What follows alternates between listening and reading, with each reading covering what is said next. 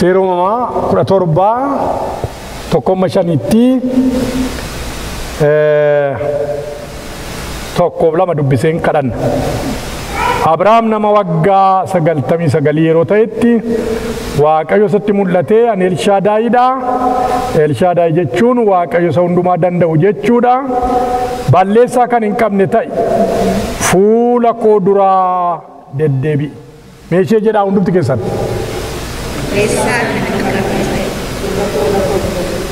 Mee fuula koo dura deddeebi'eedha. Hin kadhanna Waaqayyo.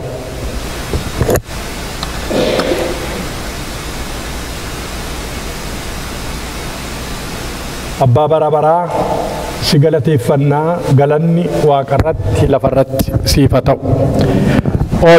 Ol jedhi. Jiraataadhaati. Nu jiraachifteettaa si haa galatu. Gooftaa itti fuftees nu jiraachiftaa. Man'ee seexanaa aangoosaa irraa molqitee miilla keenya jalatti dafee daaraa godha jedhamee caafameera. Maqaa Yesuus Kiristoosiin galanni siif haa ta'u. Waan nu bibirrachiisu hin jiru Yesuus. Waan nu sodaachisus hin jiru. Kaan nu sodaachisu si duwwaadha. Haleluuyaa. Erga ajjeese booddee gaannam keessa buusuu isa danda'u. Sabara baraa sana sodaadhaa itti. Warra isinitti kakatan, warra isin ari'atan hin sodaatinaa itti. Siin sodaannaa. Maqaa Yesuus Kiristoosiin galanni siif haa ta'u. Nutti dubbadhu. Araara kee nu baay'isii, garaa saba kee iddoo isaatti eegi, yaada isaanii iddootti eegi, naan yaadi naan dubbadhu. Maqaa Yesuus Kiristoosiin ameen. Galanni isaaf haa ta'u. Fuula koo dura isa irrattan dubbadha. Mee hundumti keessan fuula koo dura deddeebi'i. Kaarrattan isinitti dubbachuu yaada. Yeroo uumaman Addaamiif Hewaanii jannata jechuun beektonni iskoolaarsiin atiimoosferiidhaa jedhu. Iddoo tokkotti quban qaban lafa kanarraa.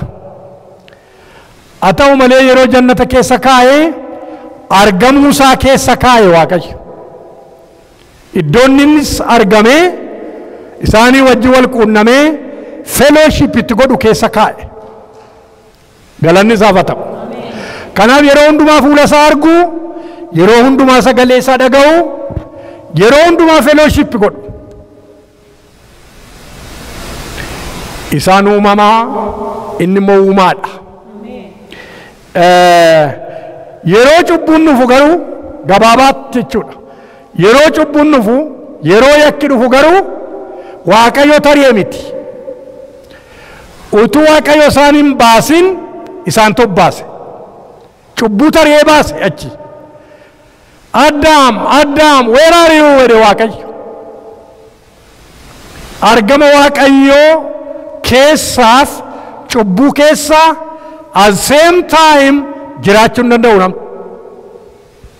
We choose either God's presence or sinful life. Either of the two. Cubbuu hojjechaa, yakka hojjechaa, presensii Waaqayyoo hin dheebotamu. Kanaaf namni yeroo cubbuutti duddagatu, namni yakkatti yeroo duddagatu, yeroo gara Waaqayyootti galagalu, Waaqayyo isatti galagala. Galanni Waaqayyoof haa ta'u. Ala sana gaa he enjoys the presence of God.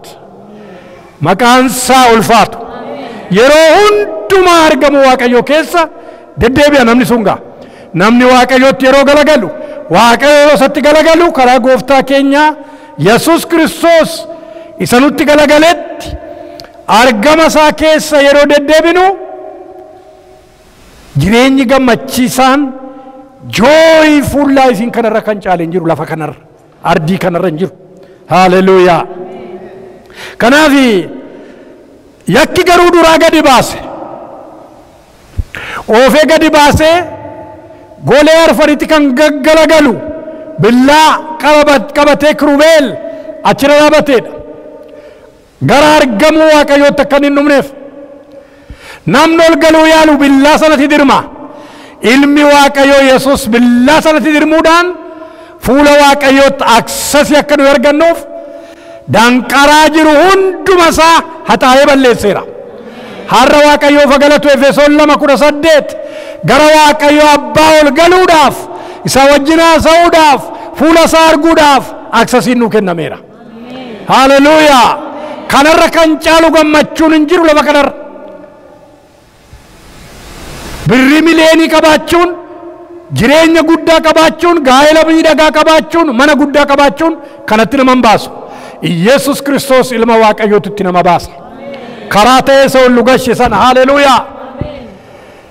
Did you practice the presence of God? Presence waaqayyoo keessa jiraachuu. Yeroo inni dhufu, yeroo inni iddoo isin jirtan dhufu, yeroo hafuurri qulqulluun dhufee ruumii keessan qabatu, iddoo isin jilbeenfattan qabatu, iddoo isin dubbii waaqayyoo qayyamattan qabatu.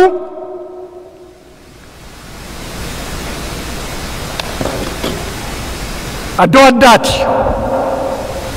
Iddoo addaati.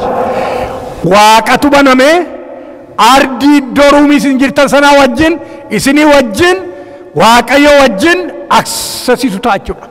Akka jedhe Yaaqoob, iddoon kun iddoo biraa miti jedhe. Here is Bethel jedhe. Kun mana waaqayyooti. Iddoo waaqayyooti. Kunoo ergamoonni waaqarraa, maslaaliin waaqarraa amma lafaatti dhaabatee tusaan ba'anii tusaan bu'aniin argeedhe. Waaqayyo lafa onaa keessatti argamuu isaa keessa galche. Lafichi lafa onaadhaa.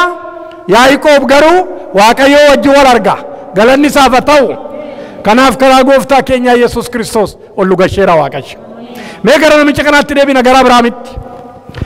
Abrahaam jedhe. Ani Elshaadaayidha. Mudaa kan hin qabne ta'i fuula koo dura deddeebi'e. Sagaleen kun sagalee furdaadha. It is not polite. Polite miti.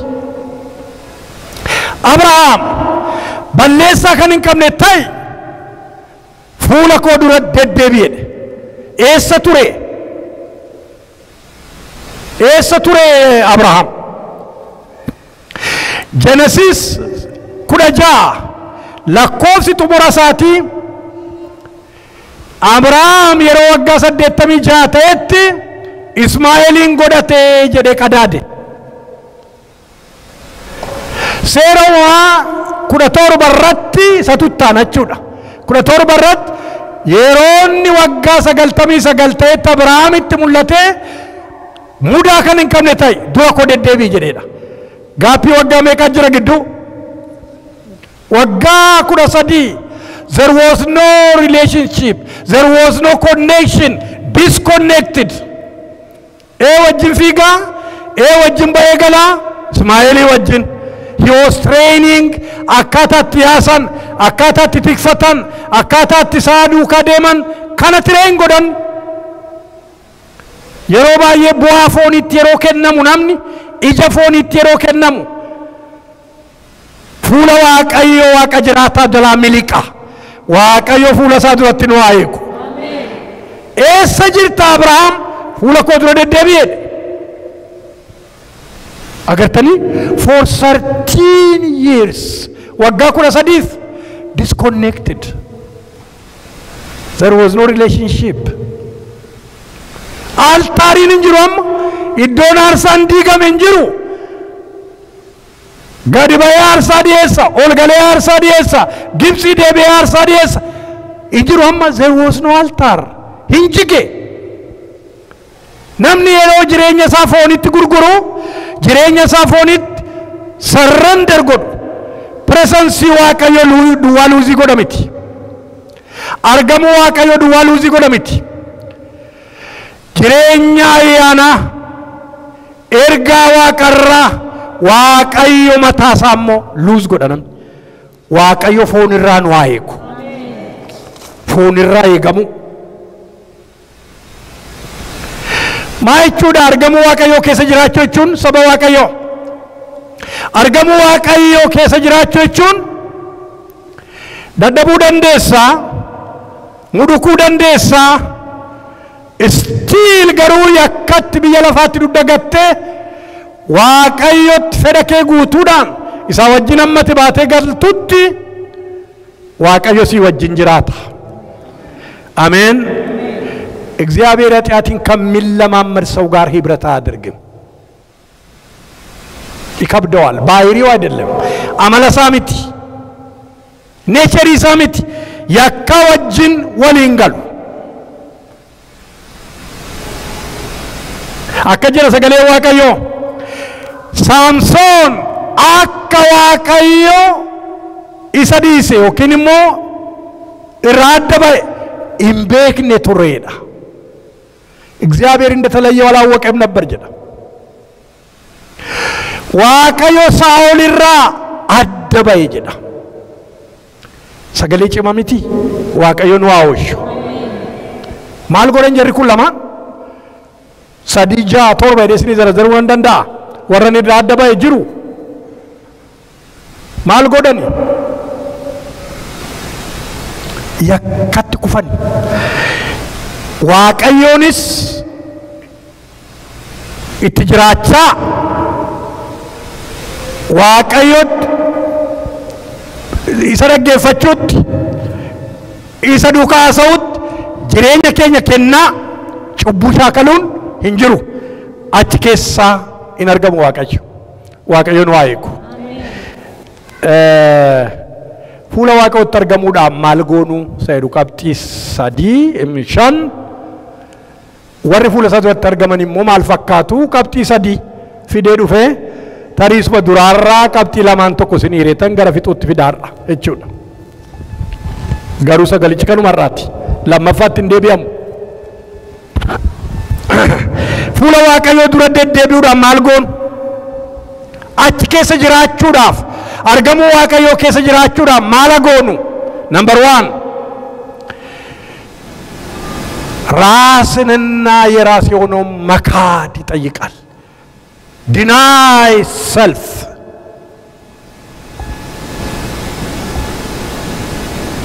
argamuu waaqayyoo namni barbaadu waaqayyo wajjin afura qulqullu wajjin ifaale ilaa filamee kan barbaadu isa wajjin haasaa kan barbaadu yoo jiraate ofiisaa haganu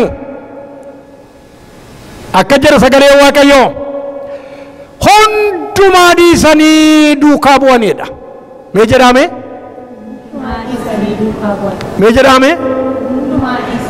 abbaa isaanii ijoolleen Zabdewoos lamaan abbaa isaanii doonii isaanii hundumaa dhiisanii duukaa bu'aniidha hundumaa dhiisuu nama gaafata preseensii isaa keessa jiraachuun yeroo sana yeroo ati dhiiftu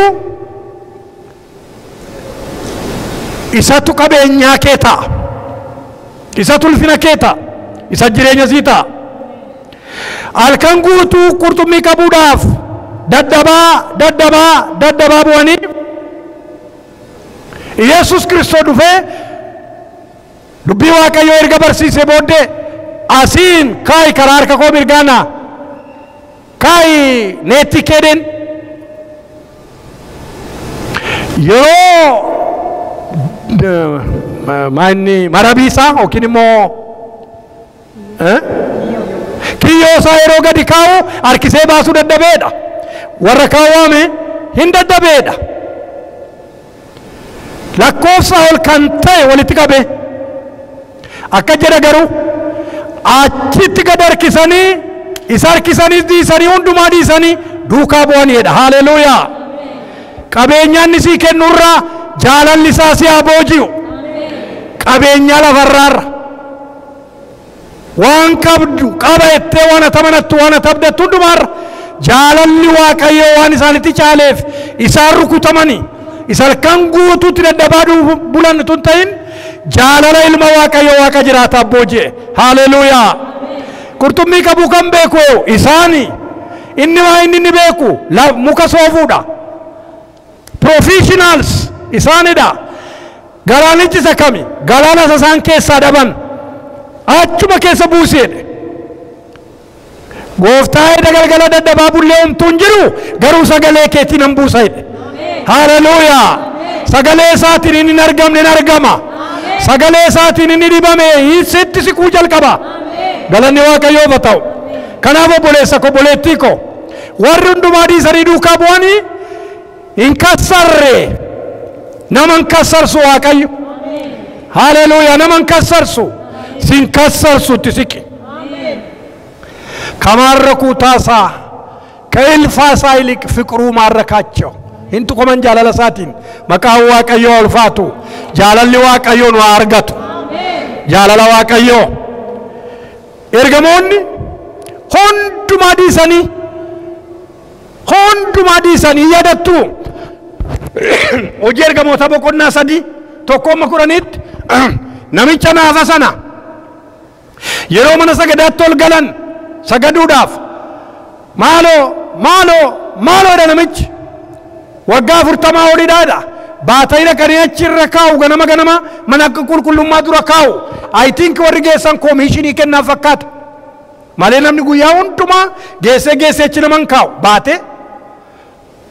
ገጌሴ ናፋ ባሰ በርባቺሳ አከጀደ ጴጥሮስ ብሪ ወርቄን ቀምኖ ሄደ። ሃሌሉያ።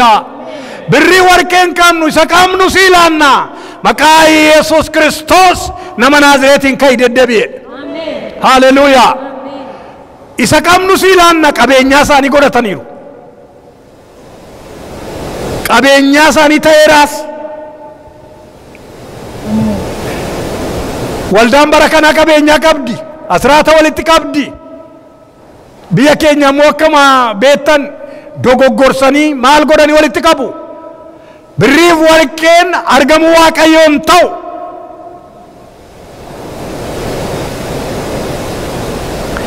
መመንዘር ጀመሩ። ስሙን ሰቀምኑ ሲላና መቃይ ኢየሱስ ቀብዱ ቀምና ኢሰቀምኑ ሲላና ሄደ። ሃሌሉያ።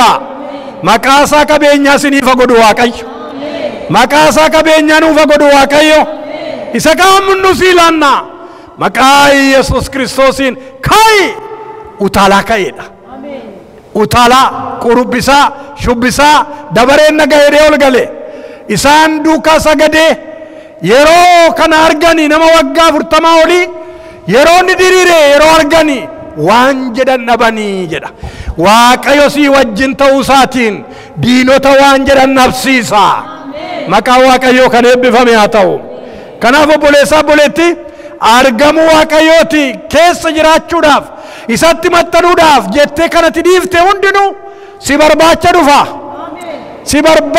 ሲበርባች ቴሶ ኬቲን ሲበርባች ኦርዶፌር ፈመነከ ሃሌሉያ ሴራ ኬሰ ደቢዲ ደሚ ሰዴት ኬሰት ኢሳን ኩን ኤብሳ ሁንድኑ ገረከ ይንፉ ሲያርገቱስ ጀዳ ሲበርባዳሚቲ ሲበርባዱ ማለት አሜን አሜን ኑቱ በርባዳ በረከና ሲበርባዱ ወደ ዮዱቢ ዋቀዮ ከደገሰ ዋቀዮ ከወሰዴት ሶዳቴ ኤብ ኩን ሁንድኑ ሲበርባዱ ሲያርገቱስ ሲበርባዴ ሲያርገቱ አሜን አሜን ከናፍ ይዘት ጅራነታናን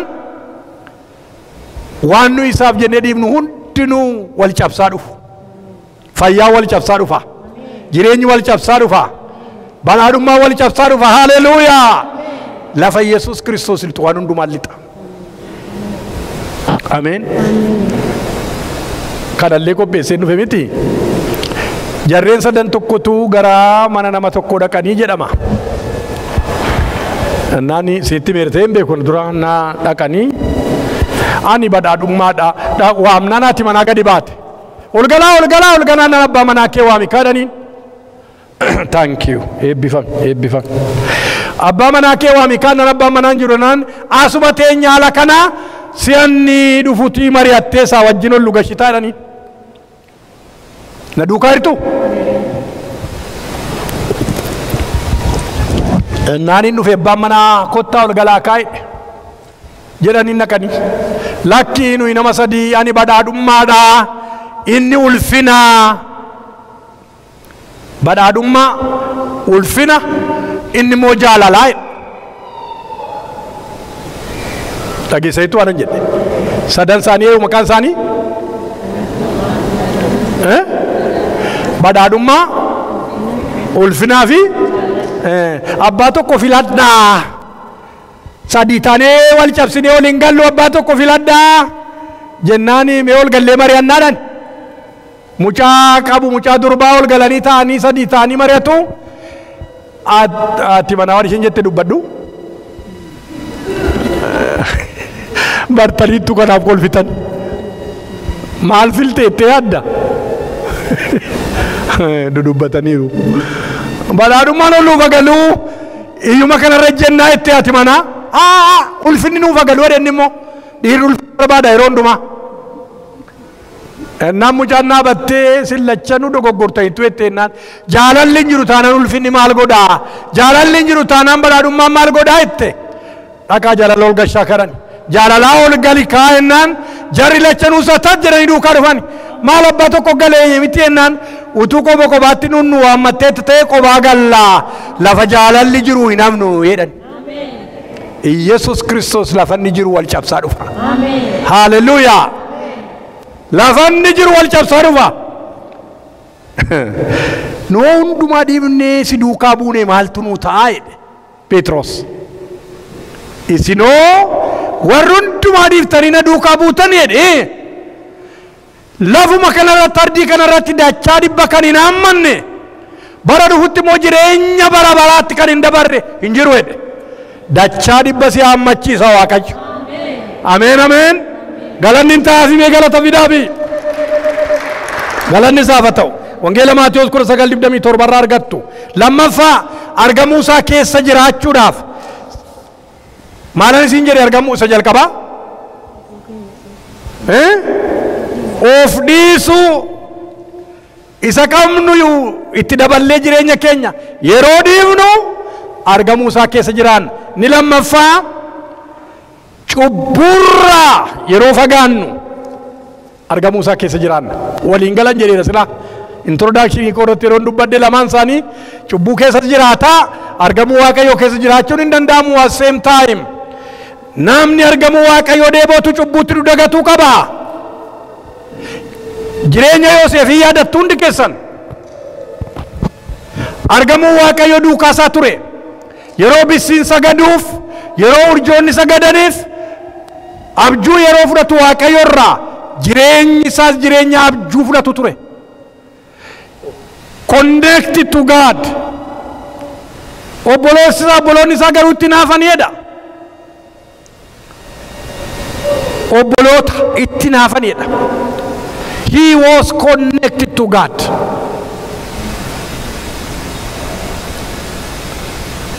eessatti agartu beektu kan inni connected ta'e yeroo inni gurguramu miti yeroo maalii miti mana dubartii sanaatti yeroo galu mana Pootifaaritti yeroo galu Waaqayyo Yoosefii wajjin ture jedha sagalee Waaqayyo Waaqayyo Yoosefii wajjin Misiritti gadi bu'ee jedha yeroo inni mana hidhaa dhaqus Waaqayyo Yoosefii wajjin gara mana hidhaatti gadi bu'ee Waaqayyo duukaa ture achi booddee dubartittiin ijarra kaatteedha guyyaa guyyaattiin caqacaqteedha maali mucaadha itti ta'e dargaggeessa na jettee hin beeku waan isheen ittiin jettu mucaa saafela faayireejii keessa nama jiru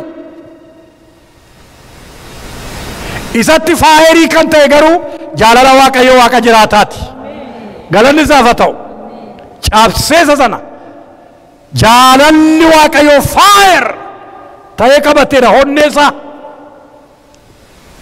abbaan manaa kee waan hundumaa natti kennee alas manas hundumaa natti kenne sirraan kana fedhe ati qabeenyaa isaati jedhe kan duwwaa miti ittaansi waa inni jedhe isa guddaa tafee jira maa jedhe omaa miti isheen ittiin jettu giddini jiru isheen ittiin jettu maa jedhe attamittan Waaqayyo duratti jettanii jedha malee maa ol fuudhaa jedha attamittan Waaqayyo duratti cubbuu godhaa attamittan Waaqayyo duratti cubbuu godhaa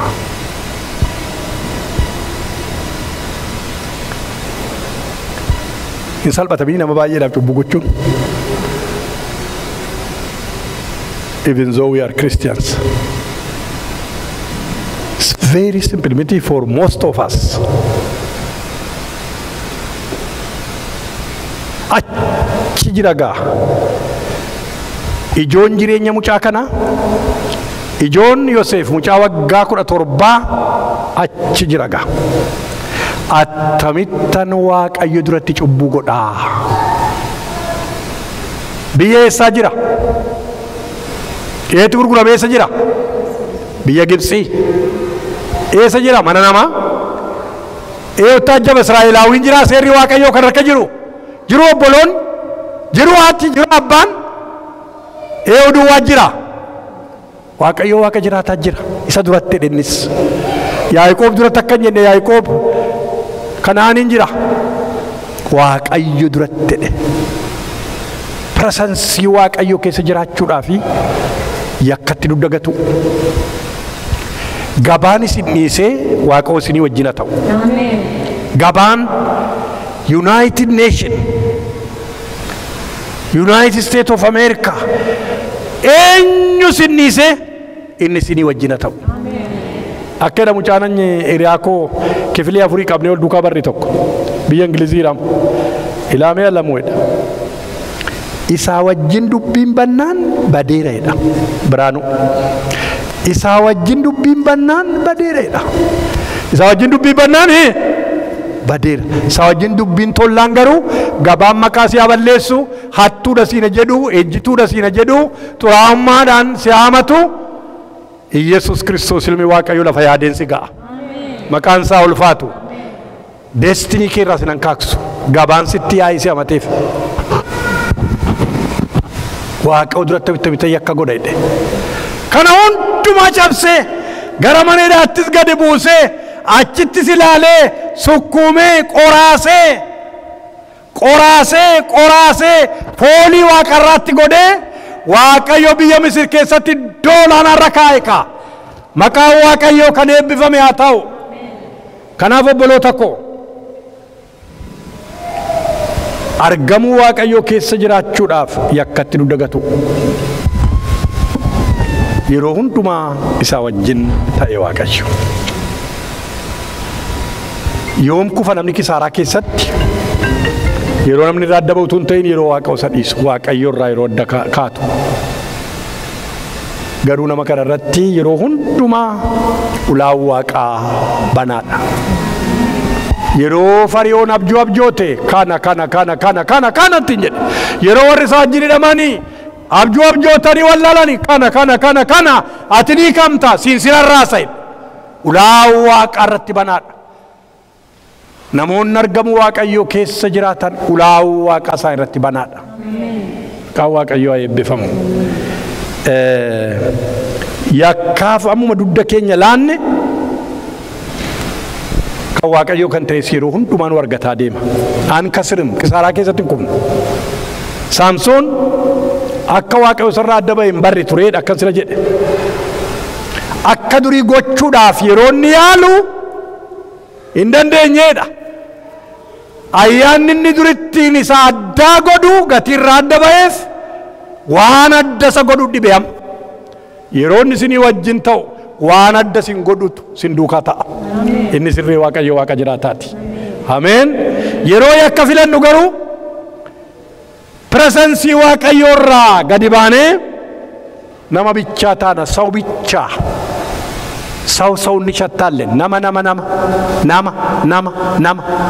nama buddeena nyaatu nama carqee ofitti uwwisee deemu nama duwwaa nama Yesus Kristos handhuura jireenya keessanii centralize jireenya keessanii yoo ta'e garuu the fragrance of heaven, the aroma of heaven always follows you and goes ahead of you. Hallelujah. Amen. Igabal. Goda. The aroma. Dakutti kaeda. Dakutti. Sasadafa. Yeroo fuula Waaqayyoo argamu Waaqayyoo keessa jiraannu Waaqayyoof abboomamu. Mee Waaqayyoof abboomamuudha. Ni jalqaba maalidha? argamu Waaqa keessa jiraachuudhaaf of ganuu ni lammaffaan cubbuutti dudagatu ni sadaffaan Waaqayyoof abboomamuu jedhame Waaqayyoof abboomamuu obedience seera uumama 26 irratti beelli dhufeedha Isaaq gara Gibxitti achi gadi galagalchatee yaada isaa qophaa'utti ka'e galgala kana the Almighty God intervened Isaaq ittiin jedhe gara Isaaq gara Gibxitti gadi hin bu'in asuma taa'i asitti si wajjin taa'i tolee dheedha gara dhiibuutti gadi bu'ee wada shalaqoo gadi bu'ee qotate dachaa dhibba gashate hunduma isaanii amma caalutti sooressa ta'eedha galanni Waaqayyoof haa ta'u kanaaf mootichi biyya sanaa mootiin biyya Geeraaraa dhufeeti Abimelek ati nurra caalteetta sooressa taateetta nurra deemi ittiin jedheedha amma mootota inaaffiftutti amma warra kaan inaaffiftutti Waaqayyo si wajjin ta'uusaa karaa barbaachise hundumaan mirkaneessa Waaqayyo galanni isaaf haa ta'u yeroo isaaf abboomamtu hin mirkaneessa si galee isa wajjin ta'uu kee mirkaneeffannaan obedience hin dhiibuun dadhabani burqaa duuchaniin dadhabani burqaa duuchaniin dadhabani burqaa duuchaniin dadhabani mana isaa dhaqanii wal ga'anii akka Waaqayyo si wajjin jiru agarreedhani haleluuyaa Waaqayyo in agarsiisa warra isaaf abboomaman akka inni si wajjin jiru agarsiisa Waaqayyo in argine jedhe Abimelek hoogganaa ministeera waraana isaa fudhatee deemeeti hoogganaa waraanaa maal laliinee maal jiruuftan jennaan akka Waaqayyo si wajjin jiru agarreenu kakadhu nuun balleessinedha yeroo Waaqayyo si wajjin jiru gaaggidduu kee sodaachisa maqaan Waaqayyo ulfaatu የሰው አካሄድ በእግዚአብሔር ፊት ከቀና በእርሱና በጠላቶቹ መካከል ሰላምን ያደርጋል ይላል አዴምሲ ነማ Waaqayyo wajjin yeroo walqixxaatu isaaf diinota isaa gidduutti Waaqayyo nagaa buusaidha arfaffaa dafee dafee qabxittiin akkasitti namneef arfaffaan argamuu Waaqayyo keessa jiraachuudhaaf hundumaa isa dursiisu isumaas qaddam Eliyaas akka jedhe dubartii sanaan duraan dursi jedhe Gooftaan Yesuus akka jedhe wangeela Maatiyoo 6:31 irratti duraan dursa mootummaa Waaqayyoo barbaaddadhaa tisinii dabalamaa jedhe duraan dursu dursinee Waaqayyoon barbaaddachuu yeroo daakuun ishee sin dhumneedha zayitiin ishee qodaa zayitii keessaa hin dhumneedha yeroo Waaqayyoon dursiiftanii kan keessan kan ta'e hundinuu eebbaan eegama maqaan Waaqayyoo ulfaatu kanaaf warra halkan guutuu qurxummii qabuudhaaf dadhabaa turan sana yeroo isaan argate Yesuus akkan sila dubbadhe erga barsiisee booddee dubbisaa ergatti dubbatee booddee dubbisaa dursee ergatti dubbatee booddee achiin kaattiin jedheedha Waaqayyoon waa gargaaru yeroo Waaqayyo argamuu isaa keessa jiraannu moo'ichaan jiraanna number 1 moo'ichaan jiraanna Faarsaa 91:8 dubbifadhaa gaaddisa Waaqayyootti kan jiraatu da'oosa hundumaa danda'u jala buufataadha bukkee keetti kuma mirga keetti kuma kudhan kufaa sitti garuu ni haataniidha ameen ameen karaa tokko sitti dhufu jedhe seera keessa deebii 28:7 karaa tokko sitti dhufu jedhe karaa torba si baqatu jedhe galanni isaaf haa ta'u kanaaf yeroo Waaqayyo argamuu isaa keessa jiraattu victoriously jiraatta baashannaafinnat darat laphee dhiibdee bara beelaa bara rakkinaa waay yeroo jedhan keessa ati laphee dhiibdee jiraatta saraawitiin Sooriyaa Elsaa'iin qabuudhaaf dhufaniidha qabuu dhufaniidha wayyoo banne isa gargaaru ija isaa bani yaa Waaqayyo argu jedhe. Yeroo iji isaa banamu maachi Waaqarraatiin marfamee naannaan isaa konkolaataa abidda fardeeniitiin marfamanii jiru. Haleluuyaa! Ati yeroo argamu Waaqayyo keessa jiraattu moo'ichaan jiraatta, bibirrataan jiraattu. Never at all. Waaqayyo si wajjin jira. Hin bibirrattu tasuma. Victoriously. Abrahaam yeroo inni mootota shanan sana waraanee moo'ichaan deebi'ee Malkiiseedeq itti dhufee akka jedhe diinota kee harka kee keessa ni buuse. Waaqayyo Waaqa jiraataadha jedheen.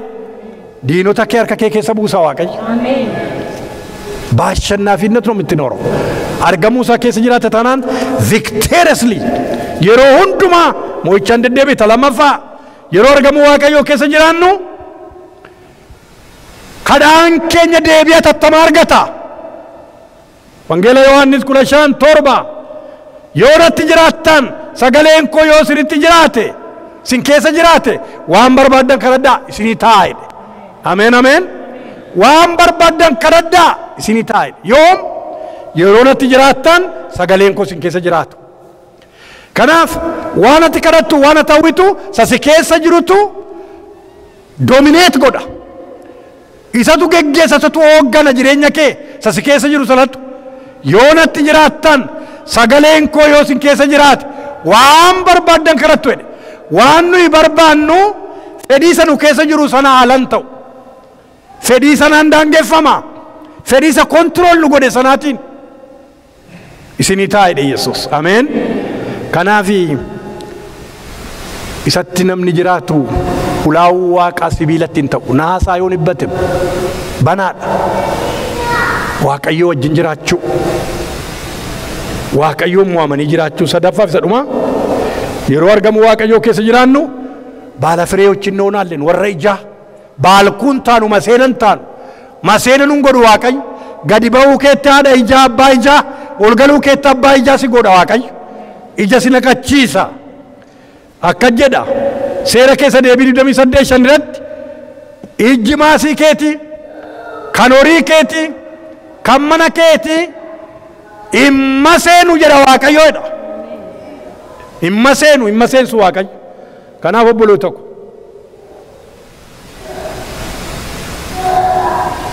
argamuu Waaqayyo keessa jiraachuu waanan isin hire argamuu isaa keessa jiraachuudhaafi of dhiisu, cubbuutti dagatu, Waaqayyoof abboomamu, Waaqayyoon dursiisu waan hundumaatti yeroo isa keessa jiraannu moo'ichaan jiraanna. Kadhannaan keenya deebi'a tattama argata. Warra ijaa taana Waaqa isa dhageenya nuuf eebbisu. Hin kadhanna. Abbaa gooftaa keenya Yesuus Kiristoos galanni siif haa ta'u. Araaraa fayyaana kee waan nu baay'ifteef galatoomi. Barri keenya jireenyi keenya daana'oon hin nyaatamin. Maqaa Yesuus Kiristoos sugeetti bara keenya hin kennin. Qorophisatti bara keenya hin kennin. Waaqayyo nama baay'ee daana'oon nyaata barasaa jireenya isaa yeroo inni itti yaa Waaqayyo fellowship si wajjin godhu yeroo inni itti isa tajaajilu yeroo inni itti si fiigu bara nama baay'ee daana'oon nyaataa jira. Qorophisan nyaataa jira. Bara keenya jireenya keenya qorophisaaf daana'ootti hin kennin. Jireenya keenya waan isatti hin kennin. Waaqayyo warra ija godhatan warra ija naqatan nu taasisi ati. Waan nu goote hundumaaf galanni siif haa ta'u. Afaa bara keenya hundumaa irratti ulfaadhu. Maqaa Yesuus Kiristoos gooftaa keenyaan. Ameen. Ol jennaan dhaabanne.